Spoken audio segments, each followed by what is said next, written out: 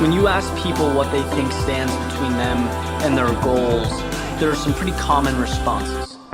Inexperience, fear, maybe hesitation, time management. These are obstacles we all have to overcome, right? Certainly they're all valid, they're all very real. And I recently took this question, spent some time with it. In terms of my own progress, I looked back at the past year and a half, starting from the inception of Your World Within to right now.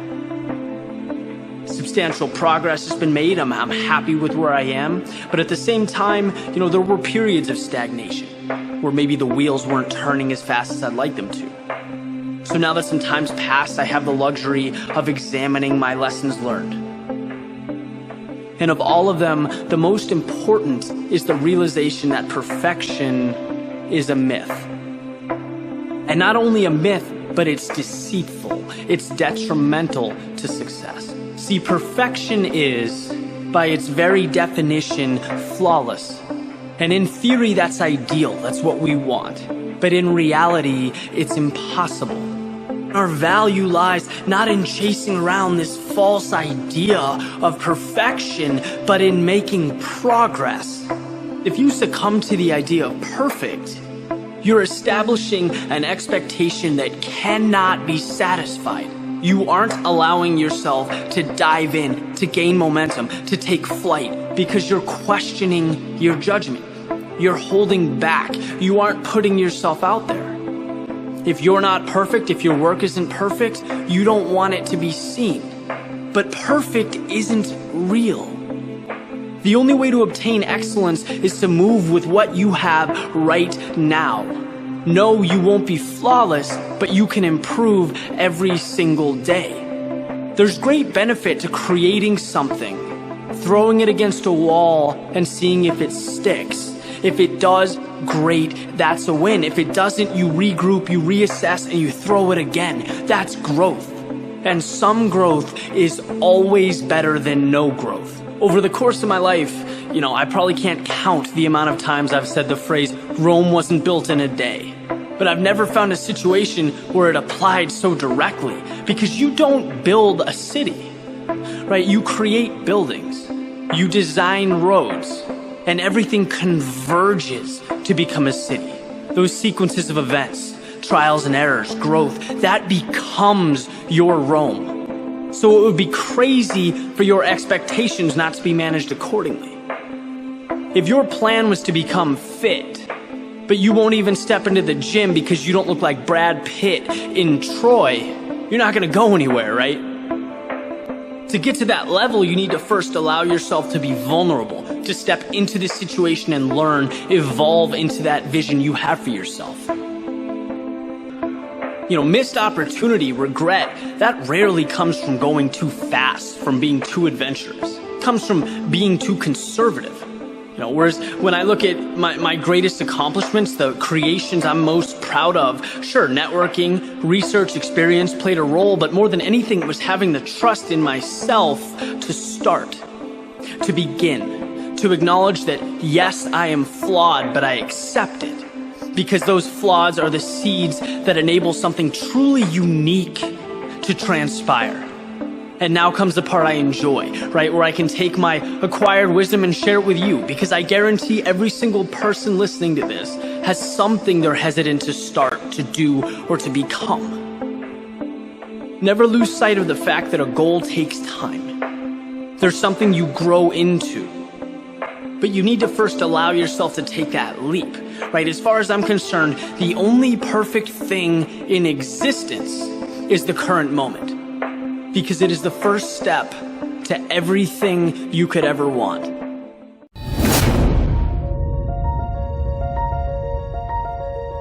I've never seen the righteous forsaken. A man or a woman that serves God faithfully, you will never be stranded. Where you thought help will come from might not be where God will bring help, but will He bring help? Yes! He is faithful. He is faithful. Who told you that crumbs belongs to you? Who told you that crowns belong to you? You must know who you are. Who you are. You. Stop using crutches. I have no papers. And my accent, the way I speak. Yeah. As he thinketh in his heart, so is he. If you think you cannot do it, you will not do it. As he thinketh in his heart, so is he.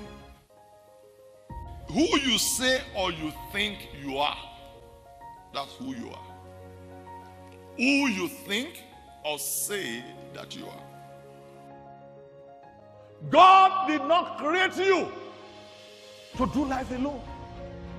There are many things you can do alone, but guess what? There are a lot of things that when you do with people, you go further and faster. And faster.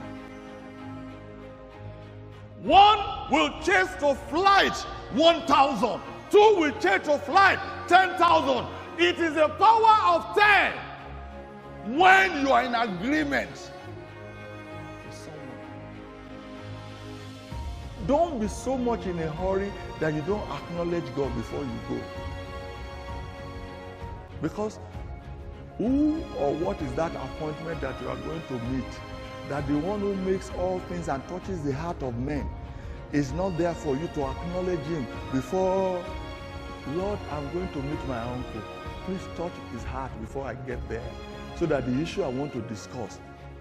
Don't be too much in a hurry that you are saying, my uncle gave me the time. He said I should come at 12. If you go at 12 and you don't acknowledge the one who will touch your uncle will be zero to you. Join Pastor Tola every week for an inspiring and uplifting topics. And do not forget to subscribe for notifications when they're available on all your listening platforms.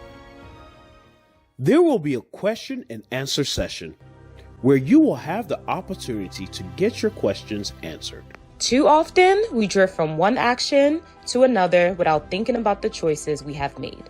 In fact, our direction seems normal that we don't even realize we have made a choice that has significant consequences.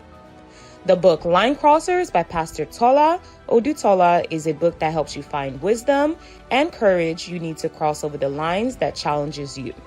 No matter your background, the message of this book will help you cross over your lines with strides of hope and confidence. To get a copy of this book, simply visit www.greatleadership.net to place your order and watch yourself cross over into your victory. Thank you for joining us today for the Great Leadership Conference 2023. We are certain that you were blessed and impacted yesterday by Pastor Bolaji Idowu, Mrs. Ibukun Awoshika, Dr. Shola Fola Alade, and Pastor Tola Odutola. Today, Mrs. Audrey Jo Ezigbo will be speaking on leading through crisis, and Pastor Koju Oyemade sharing the burden and fostering collaboration. We are sure that today's teaching would equip us as leaders with the mindset and necessary capability to unleash our potentials and enable us to create structures with high performance teams that can lead us through crisis and share the burden of leadership. Stay tuned and be blessed. Thank you for being a part of this year's conference. Your voluntary contributions towards GLC can be made at any of the following platforms. God bless you. For our African viewers, please use Zenith Bank PLC Nigeria Elroy Media account number 101-767-5913. For North American and all other viewers, please use www.alphaleadershipconference.net/donate. If you would like to text to give, please use 1-844-503-6946, option 15, ALC. For Zelle donations, please use account at jesushousebaltimore.org. To give via Cash App, please use $ Jesus House Balt. To give via PayPal, Jesus House Baltimore. And to give via website, www.jesushousebaltimore.org/give. It is easy to become complacent with life. The hurtful backgrounds, failed dreams, and scars from your past gives one excuses for having no expectations in life. However, in the book, I Am Better Than This, Pastor Tola Odutola inspires readers to relentlessly pursue a better future despite the challenges that will surely arise. To get a copy of this life-transforming book, kindly visit www.greatleadership.net to place your order.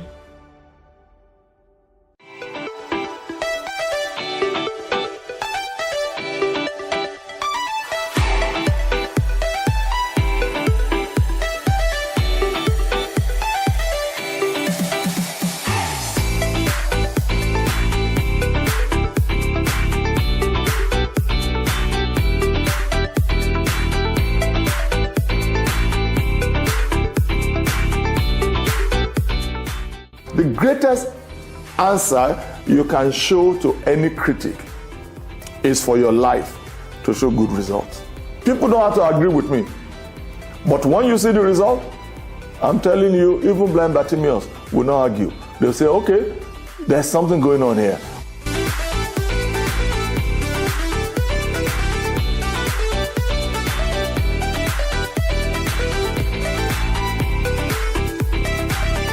Insight with PT. Teaching that will help you successfully navigate daily challenges to live a fulfilled life.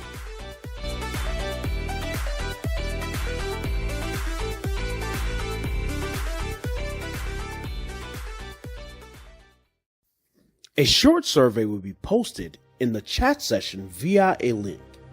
Kindly complete the survey.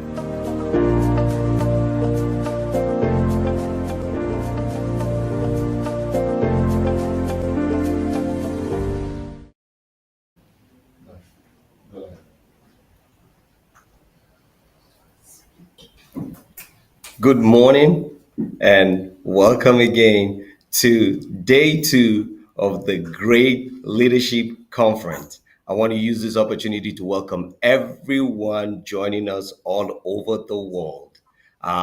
Today, I just know that lives will be touched and transformed. So we welcome you wherever you're joining us.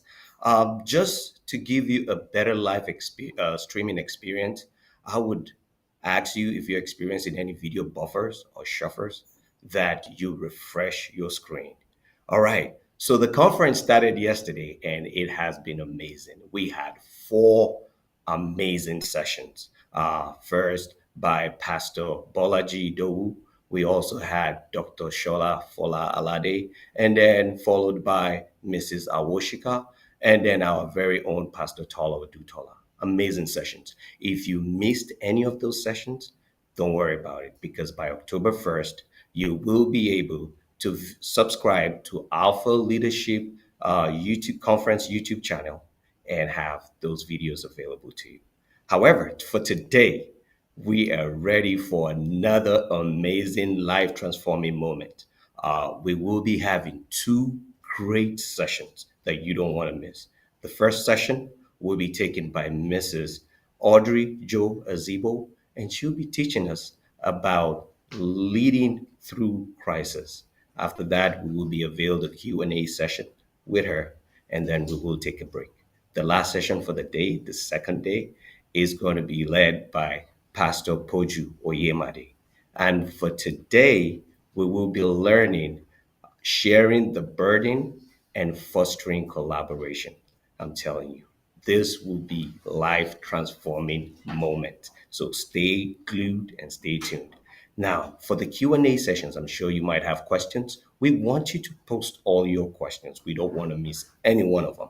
So we have various ways that you could do that. First, on the live stream page, You could click on the button and put all your questions in there. If you're having any challenges and you need to use other means, try our social media platforms. For the platforms, you could either post them in the chat or send us a message. For our social media pages, the website, I would advise you to go to alphaleadershipconference.net/live. Our YouTube link will be www.youtube.com at Alpha Leadership Conference.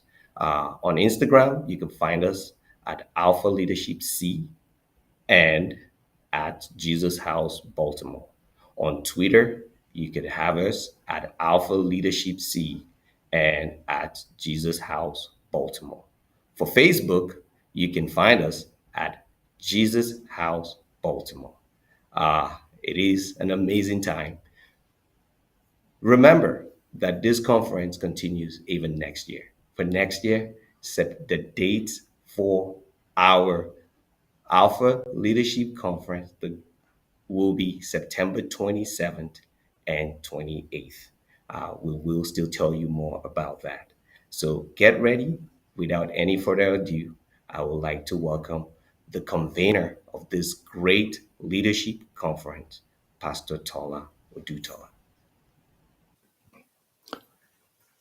Thank you so much, Bala. Good morning, everybody. We thank God for a new day, and we thank God also for yesterday. All our speakers were phenomenal, and they surely delivered. I believe that today will be better because the Bible says that better is the end of a thing than its beginning thereof. Our speaker this morning is Mrs. Audrey Joe Ezigbo. She's a businesswoman, she's a wife, she's a mother, and she's an entrepreneur, and she does so many things, apart from the business side of it. And I know that there's no better candidate to talk to us today about how to lead in challenging or troubled times than her, because as a business person, she will have seen a lot of these things firsthand, especially in the past 4 years that we've all gone through COVID, the pandemic, and all that stuff. So, Mrs. Joy Zigbo, we want to thank you for accepting our invitation. Thank you for, obliging us yet again. You were phenomenal last year, and I believe, God, that this year will be much, much better in Jesus' name. We have a brief bio of her, which will come up right now after I finish speaking, and then she comes up to deliver our message. And later we'll now do Q&A. Please type in your questions and let's know, and then we'll be able to pass it on to her during the Q&A session. Once again, Mrs. Joe Ezigbo, thank you for accepting our invitation. You're welcome. Recognized for her results-driven leadership and counsel in building organizations into world-class top producers, she is Deputy Managing Director and shareholder at Falcon Corporation, a leading, wholly indigenous midstream and downstream energy, gas distribution, and trading company, which she co-founded in 1994. She is passionate about entrepreneurship in Africa and committed to actualizing the potentials of SMEs to become large corporations or multinationals. Mrs. Joe Ezigbo is committed to building African institutions that can survive and scale sustainably, and developing leaders and managers for these organizations who are global in their thinking and networks. Known as the Double Impact Coach, she is the founder and promoter of the Double Impact Platform, a business training and relationship building foundation for entrepreneurial couples in business together. Mrs. Joe Ezigbo holds several master's degrees in finance, marketing, and business administration from the Lagos Business School, University of Nigeria, and Nnamdi Azikiwe University. She also holds several executive certifications in management, leadership, and governance from Harvard Business School, IE Business School, and the Wimborne Institute. She is married and a mother to 4 amazing young adults. Ladies and gentlemen, please give a kind welcome to Mrs. Audrey Joe Ezigbo.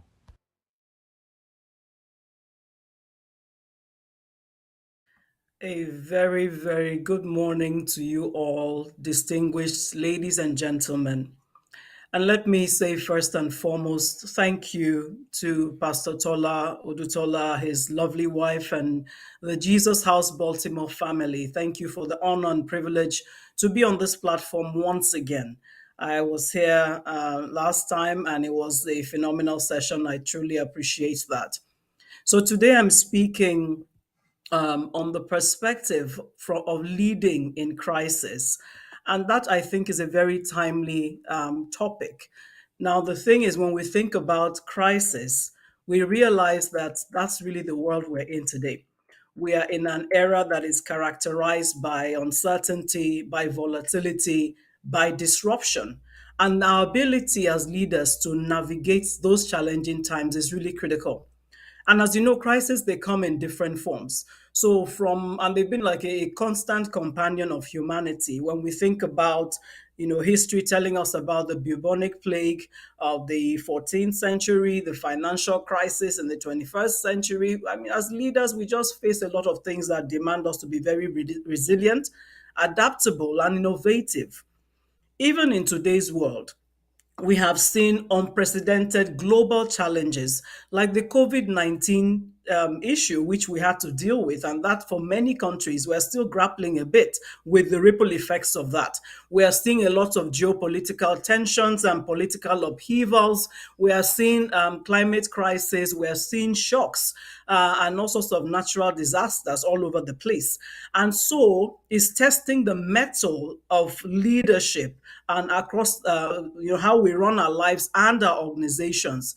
But here's the thing, that these are actually not unexpected in a sense. When we think about it, the word of God itself actually tells us that there will be earthquakes, famine, pestilence. If we look in Luke 10, for instance, Luke 21, sorry, from verses 10 to 11, and I like the way it is put in the Amplified Classic Version. It says, when you hear of wars and insurrections, disturbances, disorder, and confusion, do not be alarmed and panic. Don't be stricken and terrified, for all these must take place first, but the end will not come immediately, right? It says there will be in verse 11 that there will be mighty and violent earthquakes, and in various places there will be famines, there will be pestilences, there will be plagues, there will be epidemic diseases that are deadly and devastating. There will be sights of terror, great signs from the heaven. We see this repeated again in Matthew 24:7. In fact, that actually tells us that, that this is just the beginning. These are the early pangs of what is called an intolerable anger, again repeated in Mark 13 and verse 8. And of course, when we think about Revelation, that just gives us a very horrific picture of what the expectations are. And the truth is, we are in that place where this is unfolding right before our eyes. So whether we're looking at crisis from human factors such as negligence or greed, whether it's external factors like climate change, whether it's issues around technological disruptions, the point is that as leaders, effective leadership is the cornerstone then of that crisis management. We need to be skilled at this. We need to be compassionate. That is the reality we face today. So leadership in its purest form is actually not measured in, when times are all nice and good and everything is calm and, we're all prospering. But actually, we test leadership in the period of crisis. That's when we understand, in those moments of adversity, that you see the real metal that you carry.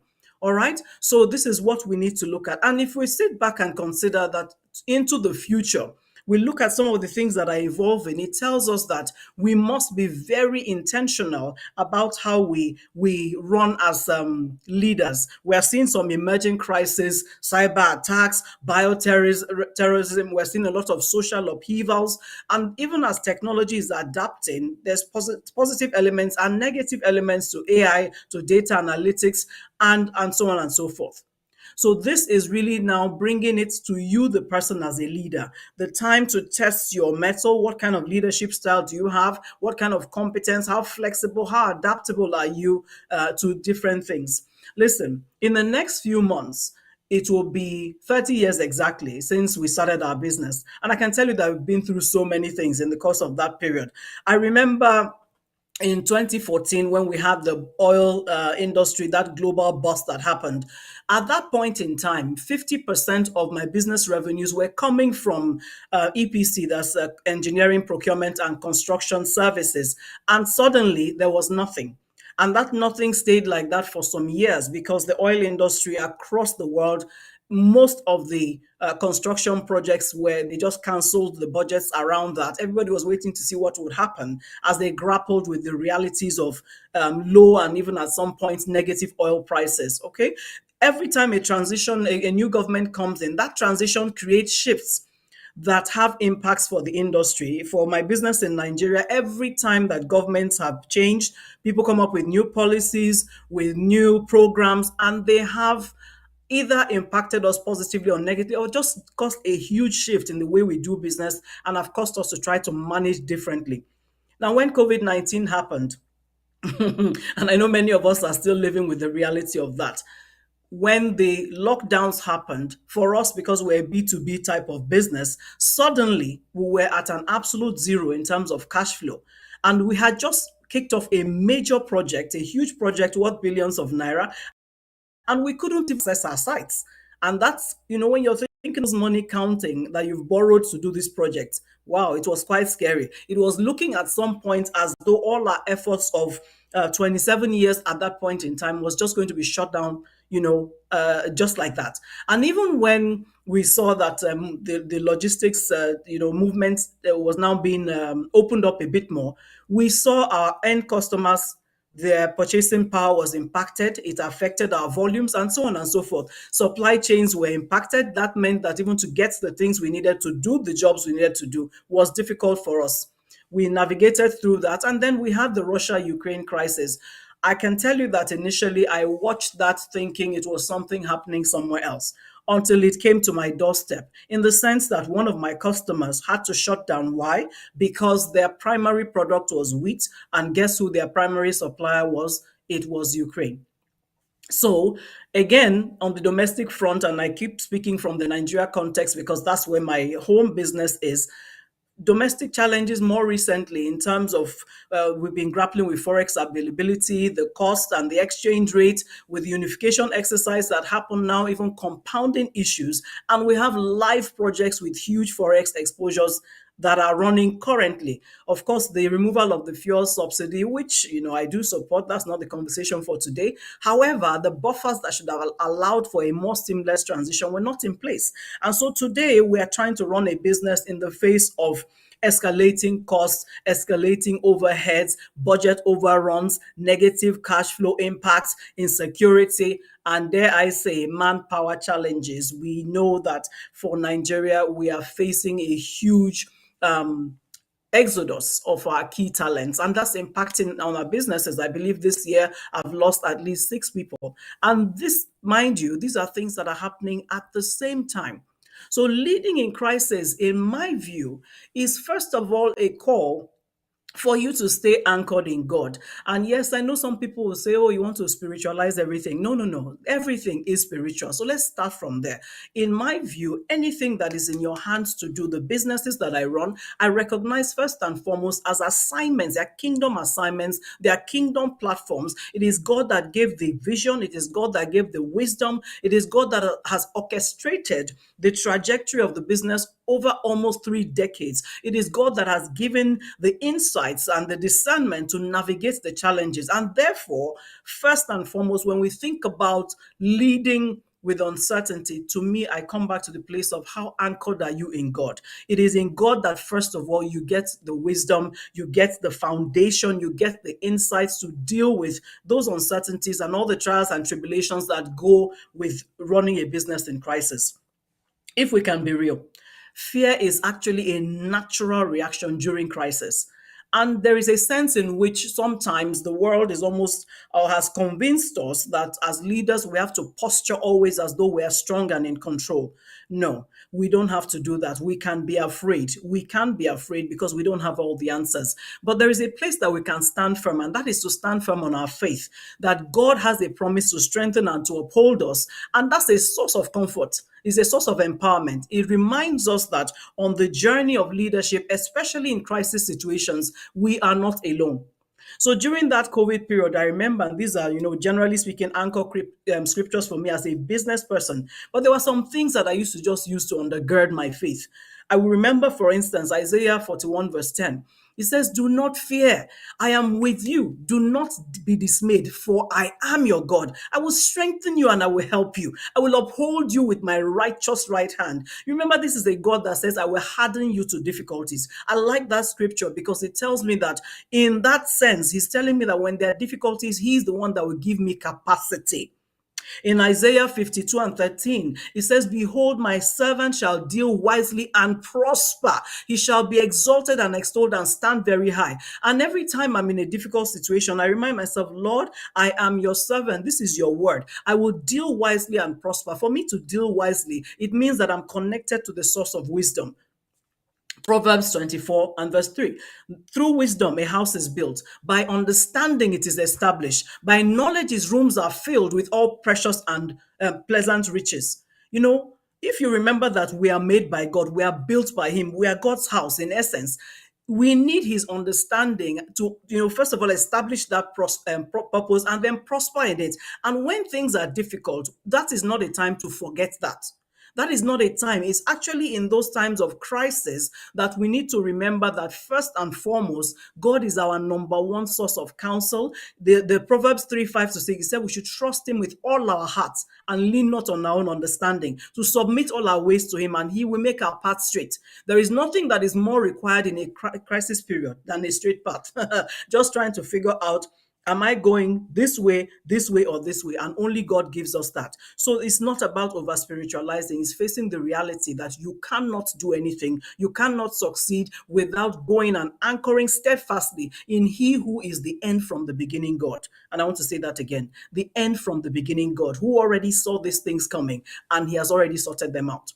So the thing with economic uncertainties and crisis is that for those of us who run businesses, and especially those of us that run smaller businesses, they create this, unpredictability element, totally destabilizes us. Bad enough that small businesses, SMEs, we are especially vulnerable, already. There's a lot of businesses don't have enough resources or flexibility. And when things come, their consumer spending, their customer spending is impacted directly, and so on and so forth. So there's a lot happening. And as leaders, while we are standing front and center in such situations, remember we're also dealing with family issues. We're thinking about how all this is going to impact on our children. I mean, when COVID was happening, for instance, I had children that were schooling abroad at that point in time. So you're thinking of so many things. You're thinking about their health. Are they going to be okay? You're thinking about the school fees. Where's the money going to come from? And so on and so forth. But here's the thing. Leadership sets the tone. It sets the tone for how the business will navigate the uncertainty. We are the ones that still have to create that framework that will inspire confidence in our people. We are the ones that still need to provide direction. We are the ones that need to keep our teams motivated, to keep them informed. And I think that when we think of all the many moving parts in a crisis situation, is to remind ourselves that, you know what? Leadership under crisis, in my view, is a template that we're given by God. Think about this. Why was Jesus sent? Because the world was in crisis, it was breaking down. He came to save. And that's the model. We are His ambassadors in the first place. So whenever there is a crisis situation, those of us that God has given the gift of leadership, we are the ones He has also positioned as the solution providers. Leadership under crisis is about capacity. It's about the capacity you already carry and the capacity that will be built by the situations and circumstances that I promise you will stretch you. They're going to stretch you mentally, physically, emotionally, and prayerfully. They should be stretching you spiritually as well, because for me, the spiritual always takes a priority in everything. So leadership is that point in crisis is about dealing with you, really. It's about starting from the perspective of self leadership. You can't give what you don't have.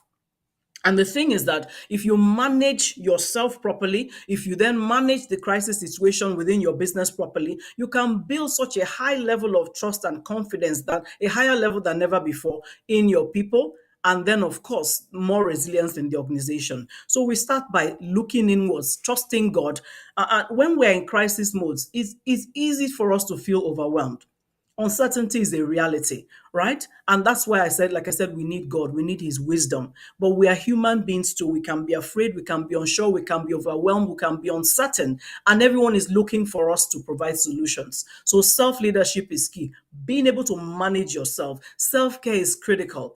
When you are also someone that is able to showcase that you're looking after yourself across these various parameters, you are setting an example also for your team. What you don't want in a crisis situation is group burnout, where everybody is like, oh, because my boss is, oh, she's always on the go, go, go, go. Ah, if madam can do it, I can do it too. And then all of you are just pretending that you are not being overwhelmed by the situation. You can have group burnout. When you have group burnouts, there's also going to be phenomenal catastrophic mistakes that can be made. So you want to, in a crisis, make decisions that are the right decisions. Even though you are under pressure, you want your heart, your mind, your whole essence to be calm and composed enough, because there's an undergird of something that you can then make the right sets of decisions. And I repeat that this doesn't mean that you're going to come and be presenting a front as though you are totally in control. That, in my view, is a bit inauthentic. But in the face of chaos and uncertainty, while people are looking to you to guide for guidance, there is a way in which you would have, taken care of yourself, backed by your faith in God and backed by so many other things I'm going to talk about. And that then helps you to get a clear pathway while you're dealing with the crisis. Panic, it tends to be contagious. So if you give in unduly to panic, you create a system of overwhelm. We don't want a leader that is panicking. Remember, I said we set the tone. We want to be decisive in our actions. We have to make the tough decisions, even if they're unpopular. And so there's real pressure, but it's not pressure we can succumb to. How do you then deal with that? So beyond the elements of looking after yourself, one of the things that is important, especially in a crisis situation, is that you have a surround, that is a support system. Listen, if you're a business leader, you don't have a coach, you don't have a mentor, you don't have some kind of accountability circle, you are already setting yourself up to fail when a major thing hits. You must have those kinds of systems that allow you to distress, that allow you sound counsel, that are safe space.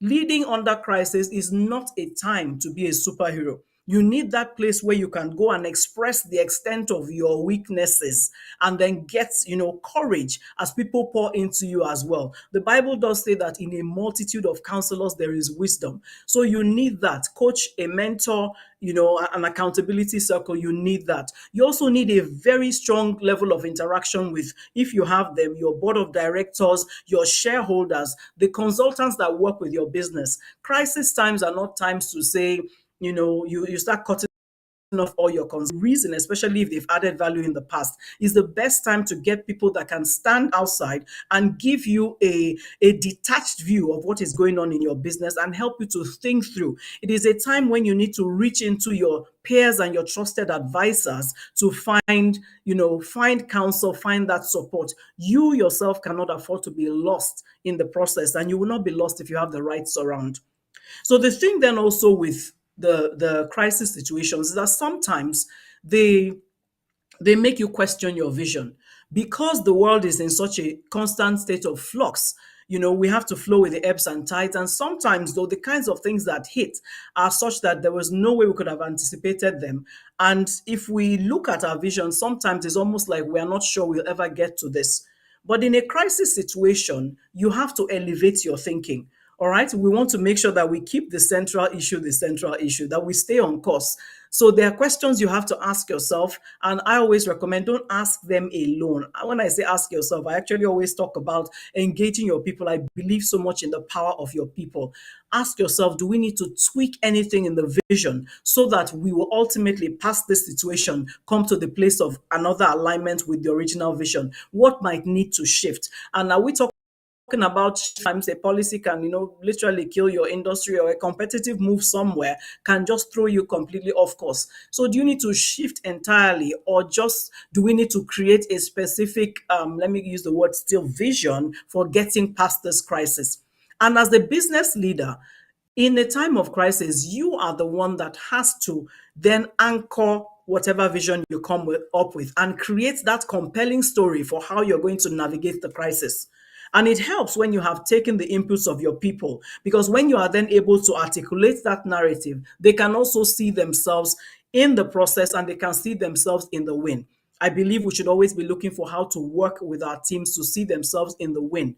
Now, when you have that vision, that picture of what needs to happen to navigate the current situation you're dealing with, you have to then set your priorities. Like, what are the most important things that we have to do? What resources do we have to do that? Is there anything that may be time bound? Are there legal constraints around the things that we need to do? Do we need added resources? Are we going to need to engage, outsource something? What kind of models are we going to use to make these things happen? And whatever is decided, communication is going to be key. When we're leading during crisis, we cannot afford to keep everything in our heads. No, we want to make sure that we're talking to our people in a very open and honest way, even when the situation is dire.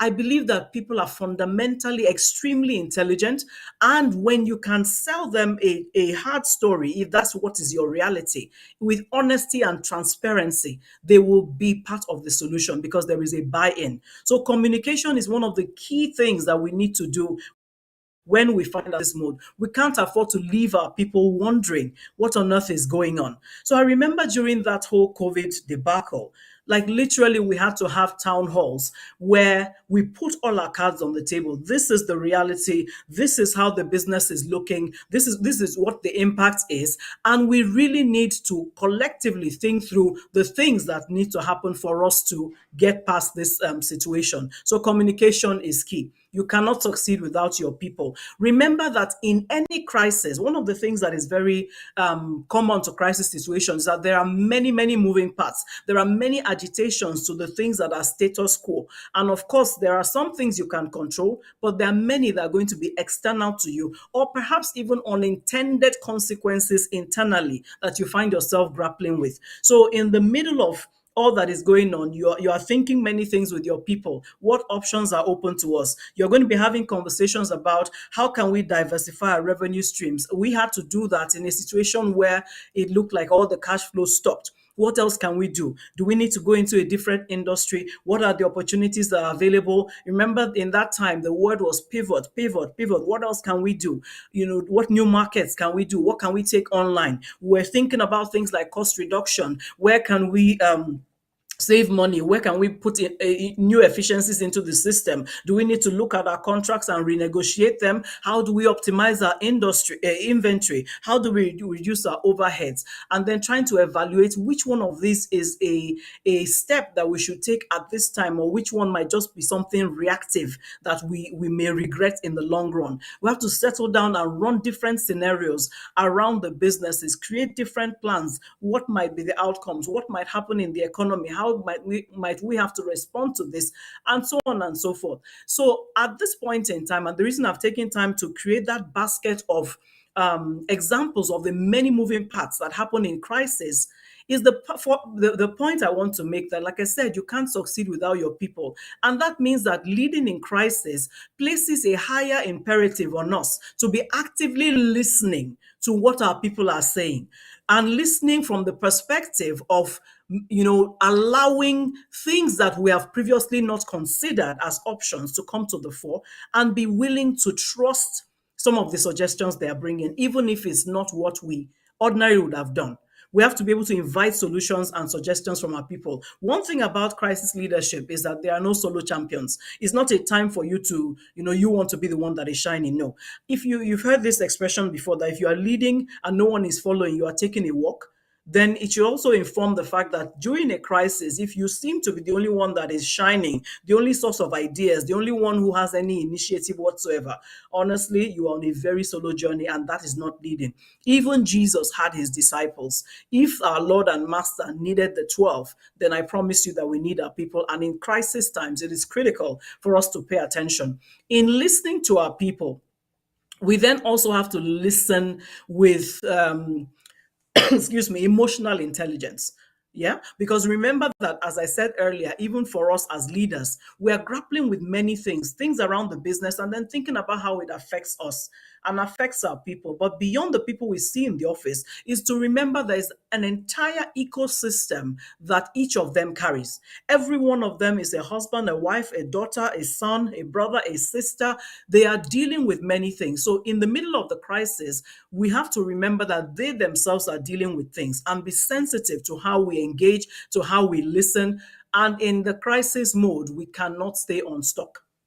You can't, as a leader, be focused on this is the way we do it. That's one expression I totally just dislike hearing. Yes, there is a place for structure and systems, and I'm a great advocate of that. But there's a place for an adaptability element when there is a problem on the table. So, as leaders in crisis situations, in engaging with our teams, we must be open to new and innovative concepts. Things are very different. The kinds of decisions that we would have taken to gain ground may not be what is required in that season. And I want to just touch on the Bible a bit. In Judges, remember in Judges 4 to 5, we have that whole experience between Barak and Deborah. Remember Barak, I mean, mighty general. He was supposed to go and fight the armies of the Canaanite king of Jabin. And he said to Deborah, he said, no, I will not go unless you go with me. I mean, think about it. This is a well-respected general, somebody that has fought and won many battles. And he came to a point where he looked at the situation at hand and he was like, this one, we need a different strategy. He was not saying, I can't go, but he was saying that I think that my victory lies in your strength. My victory lies in the wisdom, Deborah, that you will give me and partner with me along this journey, right? I need that wisdom, wise counsel on this pathway if victory will be assured. And guess what? This was him saying that even if it will come from a woman, if we remember those times, he was saying that if we have to do something different, he gave up in a sense his ego, his that whole persona of what he had been seen as, to make sure that there will be victory. And this is how we must also position and posture in crisis. It's not about, oh, I'm the one who got the great idea. No. It's about opening yourself to say that if in this season somebody else in my team or some team within my whole organization seem to have a better sense of direction, let's go with them so that we can ensure the victory for everyone else. Now, time is running out, so I want to say something that leading through crisis actually starts before the crisis starts. And this is really about each of us that is running organizations doing our best to make sure that we're building resilient organizations. Because a resilient organization is one that can more readily withstand and recover from crisis. So it is really about the kinds of measures that we would take and put in place before the crisis. Although, dare I say that in today's world, crisis is the status quo. Recently, the United Nations General Assembly held, and there was something the UN Secretary General Antonio Guterres said. He said, and I quote, "Our world is becoming unhinged. Geopolitical tensions are rising, global challenges are mounting." And then he said some other things. And then he said that in the middle of all this, we are also trying to manage many different chaotic transitions. I'm sure that that sounds as real to you as it does to me. So if we recognize that what we're seeing now is our norm, and remember, I gave you some scriptures earlier that shows that it is also in the word of God that we should expect some of those things. So geopolitical challenges and tensions are not a thing because Secretary General said it or because the different heads of government sit down and discuss it. They're a thing because it's in the Bible, because God knew it was going to happen. What that means, therefore, is that we must be ready. That means that crisis preparedness is part of your requirement as a leader before you get to crisis, and more so now that every day is looking like a crisis. So, how do we proactively plan? How do we, when you're thinking about your business, you don't go into one year with just the one scenario. And if you've been doing that before, you need to change that.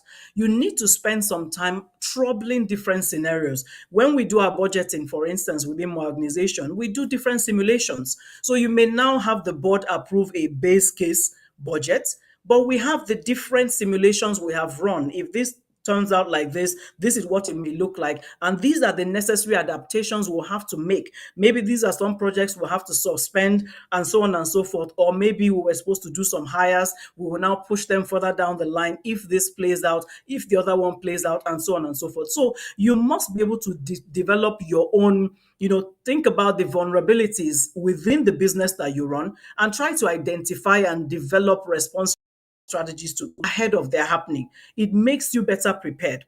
If you are running an organization, there are some key, what we call the business playbooks that must be in place. You want to be sure that you have a business continuity playbook. You want to be sure that you have an emergency response playbook. You want to be sure that you have a disaster recovery playbook and a crisis management playbook. But here's the thing, it's not just about having those things in place. If you can also run simulations every once in a while, just make like a crisis just happened and our business is shut down, we don't know what to do. If you follow that playbook, test it to know whether your staff, your people, and yourself, whether you have a live system or as distinct from just having a document or a process manual that is somewhere on the shelf, right? Build your crisis management teams, those dedicated people that have a set of clear protocols to do one, two, three, ABC if a crisis is to hit, and have them run their simulations before there is any crisis. Let each one understand their roles and responsibilities. Create deputies for every position, and that way you are not also, creating what we call key man risk within your crisis response teams. The better developed your business systems and structures are, the more adaptable and resilient your business is. That's a given. At the same time, though, you must be flexible because you don't want to be so bureaucratic that it will now overwhelm all your crisis management efforts. What this means, therefore, like I said, is before the crisis starts and in our reality today, let's make sure that we are building capacity in our people, that we are training and we are developing our leaders, but more importantly, that we are giving them the space to take the responsibility to act. As long as you're a business leader and you are the Alpha and Omega, who, believe me, is only God in the real sense of it, then there is a problem in your organization. And I believe a few of the speakers who spoke yesterday, have touched about this. We need to give people room. When we go through any form of crisis, then it's also important for us to step back and begin to assess a few things. What do we learn from this? What did we learn as an organization? What did we learn as individuals? What did you learn as a leader? What went well? What could you improve? What are our lessons that we can take and institutionalize so that next time, even if it's a different kind of crisis, we are better prepared, right? What did we do to recover? What worked and what didn't work? And it's going to be a long process when some of the kinds of things we deal with happen. Like I said earlier, many of us are still grappling with coming back to pre-COVID types of performance or pre-COVID types of, different things. Our systems have been shaking. Then there is also the element of rebuilding trust. Trust if it's in the government, trust if it's with your shareholders, if it's with your staff. And I say that because sometimes in crisis, even though I always pushed for that not to be your first or even second response, sometimes in crisis, we are constrained to start to do things like let people go. Is that bad? And then for those that stay, even though they stay and they're glad they didn't get kicked out, there is a bit of a trust deficit that has been deposited in the system. Find out, what do we do in trying to rebuild the operation that worked well? How do we document and institutionalize this?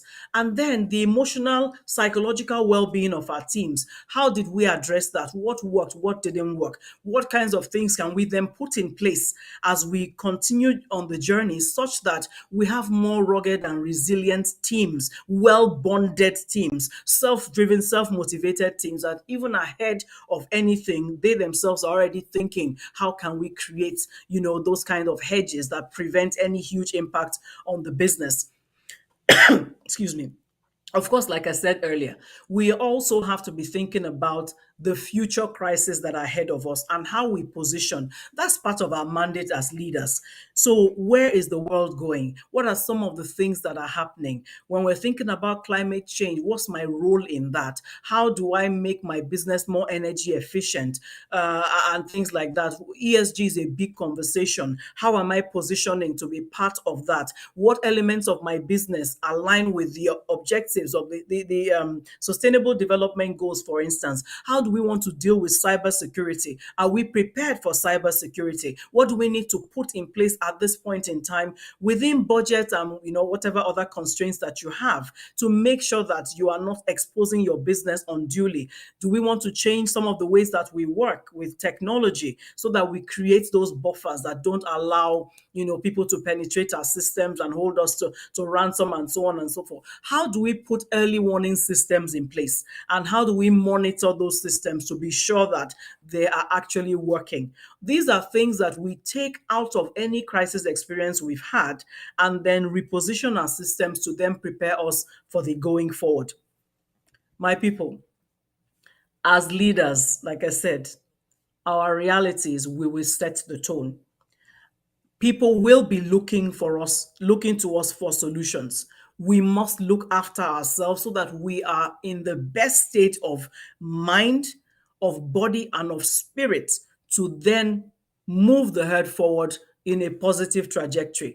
At the same time, we want to be sure that we are not overwhelmed. So we stay open and authentic to receive help from those that God has positioned all around us to give us help. We are not the bastion of all knowledge. We are not the bastion of all wisdom. Leading through crisis is a formidable task, but it's actually critical. It's one of the most profound challenges that any leader can face. And it becomes, in the context of today's world, our norm, right? So vision is required, courage is required, empathy is required, critical listening skills are required, and an unwavering commitment to the well-being of your people and of the business. Adaptability, like I said. So you can't predict when the next crisis will arise, but you can prepare in a certain way. You can prepare the organizations to be able to respond better with more resilience and strength. So let's remember that our actions during times of crisis have a broad impact on the lives of those that we serve. And I mean those within your organization, your employees and their families, that ecosystem I spoke about, and all your stakeholders. We in my company, for instance, we talk about the fact that we see our gas business as a service to the nation of Nigeria first. And we mean that everything we do is adding into the buildup of the infrastructural base, is adding to the build-up of the energy sector, is creating employment. We're transforming lives. We're transforming so many things. So we see that as our contribution. Therefore, anything we're doing in a time of crisis, we must keep that big picture in view, that the actions that we take will either be serving or doing a disservice to that broad overarching objective, which is the assignment that God has placed in our hands. All right. So I pray that in the things that I've said, they give you a kind of compass for how you should position and posture as a leader during crisis periods. Remember that your capacity is not in yourself. Your capacity is in God. And God has put all of himself in you, first and foremost, to be able to lead in the difficult times and in the times that are easy and thriving. But he has also resourced you with people who carry a different kind of capacity to undergird you. There's a reason why Moses' father-in-law was telling him that the way you are going, you will kill yourself. You have to bring those that will help you share the work, share the burden of leadership, which is the theme for this Great Leadership Conference, is that you share with those that God has resourced you with. I want us to look at James 1 quickly. James 1 verses 2 to 4 that says, "Consider it pure joy, my brothers and sisters, whenever you face trials of many kinds, because you know that the testing of your faith will produce perseverance. And then let perseverance finish its work so that you will be mature and complete, not lacking anything." Crisis, remember I started by saying it is actually a test of where you are in God. Is your God capacity on display? Is a test of your faith and your resilience. So you are not supposed to be discouraged and overwhelmed is actually, in a sense, and I know it sounds funny when you're dealing with big things like how do I even pay salary, but it says we should rejoice because it's an opportunity for personal and spiritual growth. If you are anchored firmly in God, you cannot come out of a crisis the same way that you went in. It's impossible. It's impossible. You come out with spiritual depth. He will show you things. He's the writer of the vision. He's the one that gives you dreams in the night. He's the one that if you go to bed asking him to give you specific solutions to the challenges you face, he's more than able to do that, right? So we do that. And personally, you build capacity in so many ways. I won't repeat that. So you have to look at crises as opportunities for us and our teams to develop and to transform. I'm going to end by saying this. Let's remember something. As business people, God gave us a mountain that is critical to the well being of nations. The space of enterprise and entrepreneurship is critical to the advancement and well being of the nations and people of the world. And we are sent to those places on assignment to be light and to be life. Those of us who are believers in the marketplace, our assignment is very different. And we cannot allow the crisis to throw us out and release the efforts we have made back to the kingdom of darkness. Matthew 5:16 is my undergird. It says, let your light so shine before others that they may see your good works and glorify your Father in heaven. In any crisis situation, it gives us an opportunity to be light in the darkness. If all you can do is to give empathy, show compassion to your people, and make real the love of God in a crisis situation, it is light. It is our opportunity to exemplify God, his values of love, kindness, selflessness, and to show that we have the heart of a servant, which is the way our own God came. I trust that this has been useful to you, and I look forward to the question and answer session. Let me end it where I started. It's about you in God, your journey in God, and the end must be such that God will be glorified. So I want to thank you once again, ladies and gentlemen. Thank you for the opportunity of this conversation. And like I said, looking forward to your questions. God bless you. Amen. Amen. Thank you so much, Mrs. Joy Ziegler. This has been great. And for me, Thank the you. practicality of the sessions that we've had at GLC 2023 have been amazing. They are things that you can use real time and you can take and actually start using from tomorrow or from today, So we're really grateful for the insight that you've provided and the real life situations that you've also provided that at least allows us to be able to relate with the scenarios that you have preferred at this time. So thank you again so much. We have Excuse questions me. for you. You think that you delivered such an amazing session, but we still do have questions and we want to know a little bit more. And questions have poured in and we want you to please help us address some of this. Now, where I'm going to start from is this. You said leaders have to be prepared for crisis because right now you said crisis is our God capacity on display, right? But leaders are human beings and human beings have human tendencies. So there's a tendency to make a mistake, right? So there are some mistakes that leaders will make during crisis. Can you share with us probably a mistake that you have made or two and how to mitigate these mistakes going forward? All right, thank you. Thank you for that. Just you're so right that leaders, we are humans. And I think I've tried to speak to this a lot to say that there's no solo champions, no, I got it all covered. We have to show that we don't know. We have to show, I believe that your authenticity also lies in your ability to say, I don't even know what to do right now. Let's all think about this and pay attention when people are speaking. Sometimes as leaders, when people are speaking, we are so busy thinking of what we want to say that we're not really listening. So mistakes, I don't know, 30 years, there are so many of them. Okay, so I can give one example, for instance, and that is it had to do with a it was a vision, right?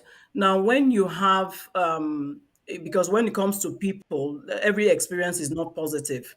So in this case now, having a situation where we have someone who is proffering some solution that seemed to be practical, but you had maybe because it was a more senior person.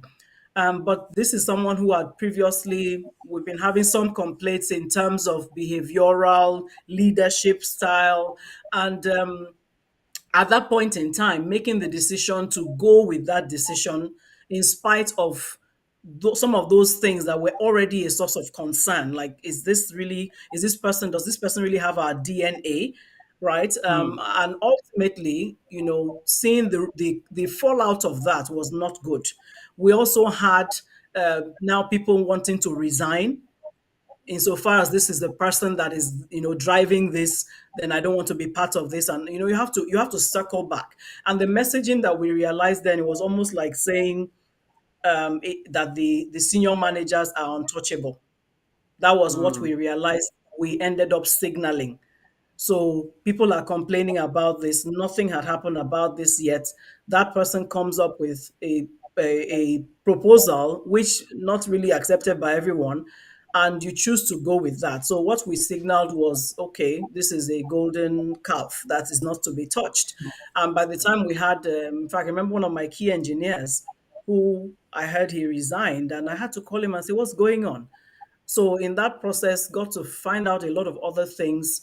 And I said, no, if the sense is now that, oh, it's because of this, and so it means everyone at my top level is protected, no. So we did a bit more of an investigation, found out a few things behaviorally. There was just a gross erosion of culture and values. And so we let him go. And of course, you have to have a town hall and address that situation.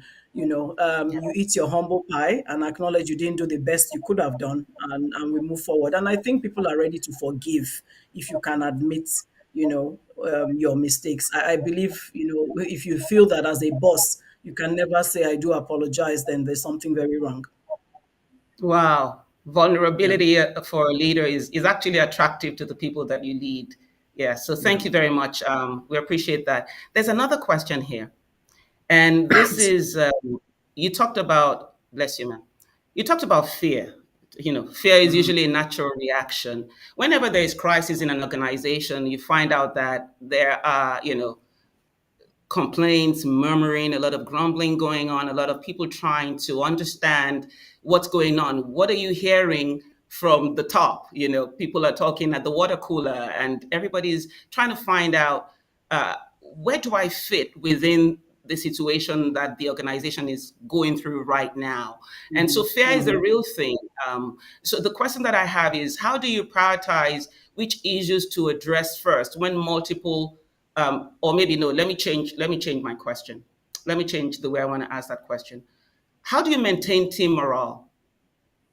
How do you maintain team morale um, at a time when people are talking and people are talking about, do I need to leave this organization at this time? Does it look like this Mhm. organization is solid enough to be able to still absorb me as an employee? How do you get them to focus on solutions rather than the problems that they are seeing? And you're Mhm. the leader, so you need to kind of guide and steer that ship in a way where it includes everybody, all the employees. I hope my question was clear enough. Right. Yeah, so sorry about that. Yeah, so that's a very good one. That's a very good one. Now, here's the thing. First and foremost is to recognize, like I said, every individual has a lot of things going on in their own lives. They're grappling with many things. And I think sometimes as employers, we may forget that. No matter how your people love the organization is not their life. Wow. The organization is not their life, it's a part of it. It's an ecosystem. Some of them are dealing with parents who have cancer or Mm, siblings. Some of them are, I mean, I can paint a million scenarios. I remember, and I'll get to your question. I remember several years ago, maybe about 16, 17 years ago, I had a lady who was heading one of my departments. She was fairly new, always on the job, totally in control.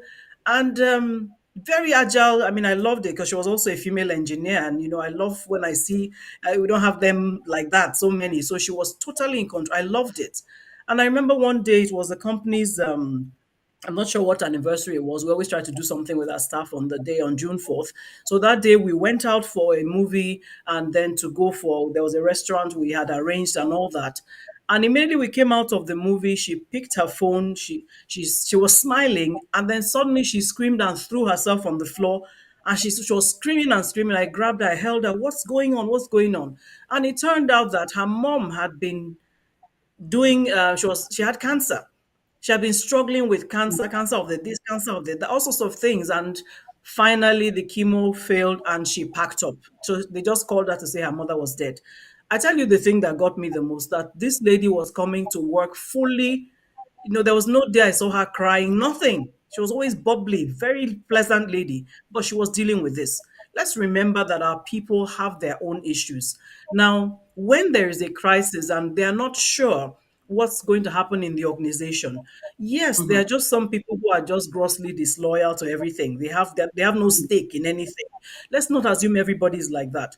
For some people, when they start to have the conversations around, oh, I might have to leave, maybe I should be looking for somewhere else, is because they are looking at their ecosystem and thinking, I am the breadwinner in my family. If this ship goes down with me in it, the implications, I can't pay school fees for my younger ones. My parents are, so it's not always about, oh, they just want to leave because you're in a difficult place. If we wear that cap, it allows us to be more empathetic in how we engage. So, regardless of what you're hearing, and it's always good when you have a system where you get to filter the water cooler conversations, but your Yeah. response, what then matters? Your response, if it's not just a case of, oh, these ungrateful people, this, that, you yourself, you Mhm. have a problem. So I Hmm. think it's about pulling people into a town hall, sharing some of the issues you've heard without naming names or trying to shame anyone, and allowing people to talk. One of the things that I did in my organization at some point was to stop attending the staff meetings. We used to do that as one big family. So I said, you know what? I sense that sometimes there are issues that people want to discuss that are difficult. Let's stay out of it so they can talk freely. And then Hmm. the HR is able to filter those things and bring back to us, and we find solutions to some of those things. Even when we see things that we feel are unreasonable, how do you respond to it to still communicate? That's leadership. You don't just lose your cool and get petty. Communication, Wow. communication, communication. Open communication. You talked about open communication. You talked about critical listening. And somebody is saying, how do you listen and really hear what your teams are saying and the Mhm. members, the people you're leading are saying? And can you share a little bit about how you have applied that, something practical that they can use concerning critical listening? Because there's a tendency when we're having somebody speak to us, that we already either say we know where they're going with this, or we know what we want to say to address what it is, and we're not really listening to hear what they're saying from their hearts. How would you, Mhm. for a young leader, how can they develop that critical listening skill?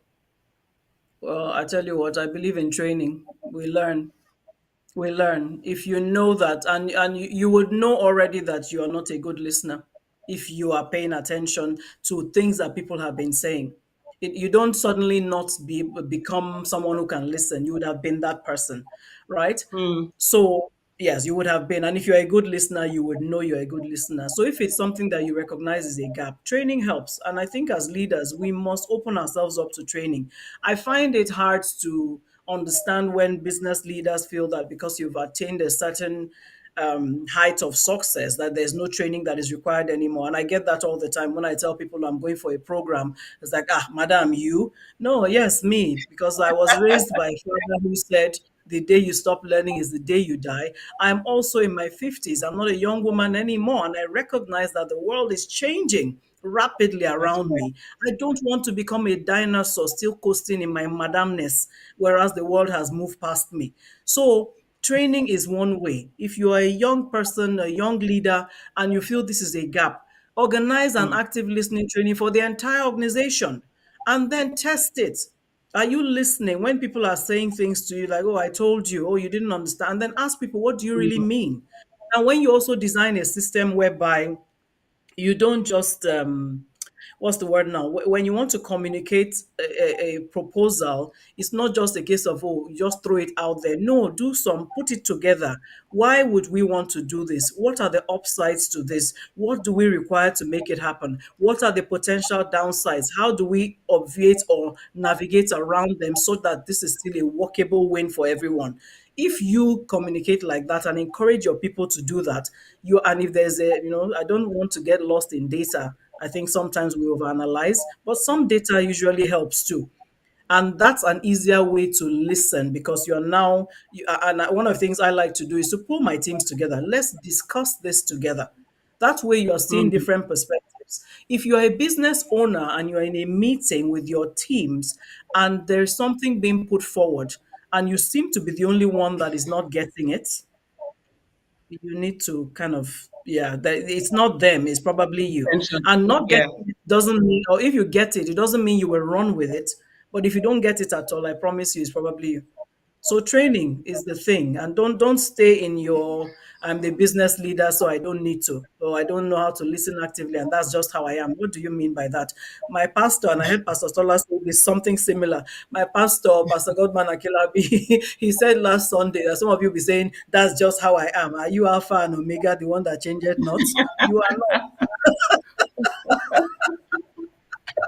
You are not. Nobody is, except the Alpha Omega himself, right? Nobody is.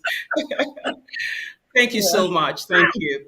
I have a question here. How do you deal with the pressure of crisis?